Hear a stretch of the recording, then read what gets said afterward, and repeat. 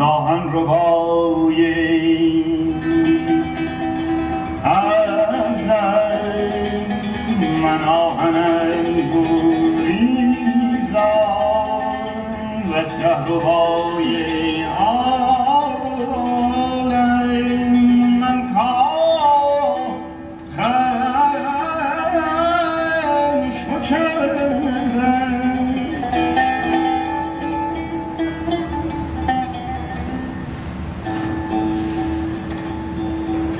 There's no doubt that had it not been for my personal circumstances, my own life experiences,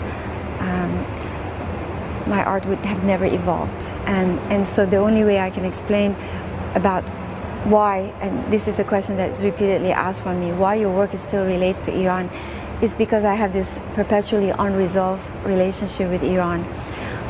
And the art became a way to reconnect and to find a way to find some answers to my questions that are both existential but also very politically troubling. The truth is that the work never developed as a form of a strategy or like, oh, I could never see where things were going. It was developed very organically.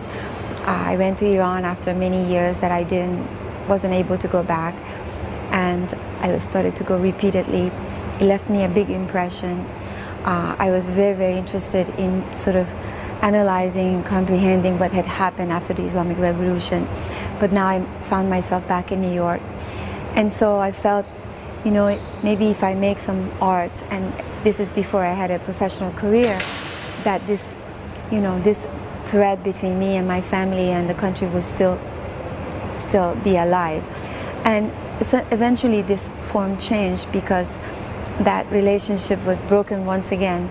But I think that the evolution of the work has been always trying to find a way that I tell the story from my perspective, a story that it's obviously by an artist who's distant from her country, that is nomadic, nostalgic.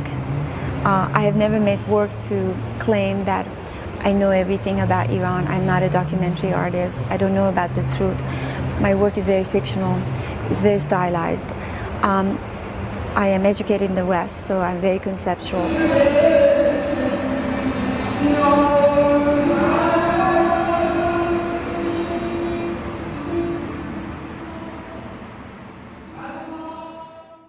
I started with photography, which was more about human portraits.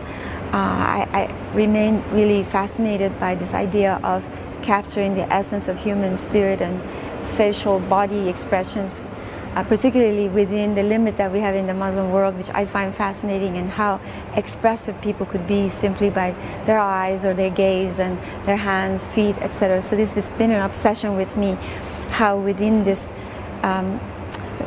parameters, these boundaries that we have, we could really explore bodies, female and male bodies. But then I became a storyteller. I moved from portrait photography to video and movie making.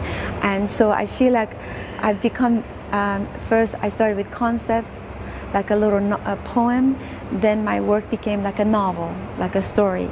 And this is the biggest evolution in terms of form, and for me to rediscover something in me that I don't have to be in bed all the time with the portrait photography, that I could take the challenge and see if I could really tell a story. But the stories still be very photogenic and very aesthetically designed. So I like that. I like the idea of starting new, starting fresh, putting myself on that edge, struggling a bit because I don't know the new form, and really being a student again. And that's been basically a character of mine, that as soon as I'm known as some sort of a signature work, I rebel against it. But now I'm back to, for example, the black and white portrait photography, but I'm making movies as well. And I like this flexibility. I never planned it like that. I think it's more like my own nomadic character. In this series that you see at Dirimart was, for me, like the last chapter of this series. It closed with this feeling of loss and defeat and sadness. And because I was in Egypt after the revolution, now I saw how people felt betrayed and really depressed. And so I went in November, and I also went with my photographer who had lost her very young child and was grieving, and the country was grieving. It was all about sense of loss, personal loss, national loss. So I decided to really focus on older men and women who may have been the family of the young who were at risk and maybe lost at some of them. But to really to feel the aftermath, the profound sense of sorrow.